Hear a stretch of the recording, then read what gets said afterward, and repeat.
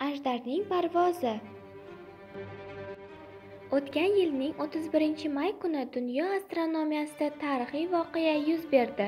SpaceX kompaniyasining Crew Dragon fazo kemasi 2 astronavtni xalqaro fazo stansiyasiga olib chiqdi. Odamlar oldinlari ham juda ko'p marta fazoga uchishgan. Buning nimasi tarixiy voqea deb o'ylayapsizmi? Birinchidan, AQSh hududida 2011-yildan beri odamlar fazoga uchirilmayotgan edi. Sababi, NASAning Shuttle kemalari parvozi bundan 9 yil oldin to'xtatib qo'yilgan. 1969-2011-yillar davomida Shuttle kemalari 2 marta portlab, 14 fazogir halok bo'lgan. Bundan tashqari, kemaning bir martalik uchishi uchun 1,5 milliard dollar pul sarflangan.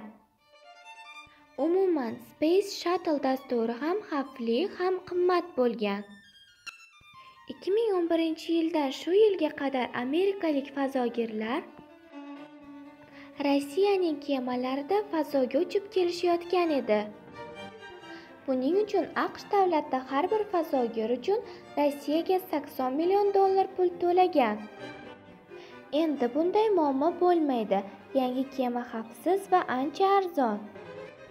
Ikkinchidan, tarixda ilk bor xususiy kompaniya yaratgan kemada fazoga odam uchirilgan.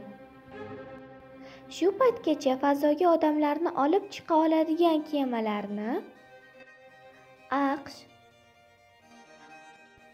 Rossiya va Xitoy hukumatlari yaratgan.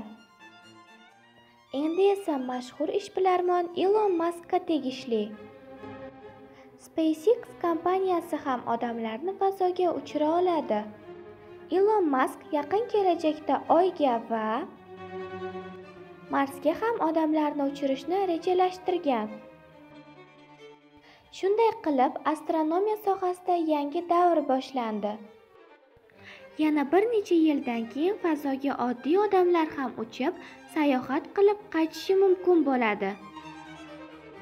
Hurmatli tengdoshlar va ota-onalar, Bilimdon Boyqush kanalimizga obuna bo'lishni unutmang. Boshqalarga ham tavsiya qiling.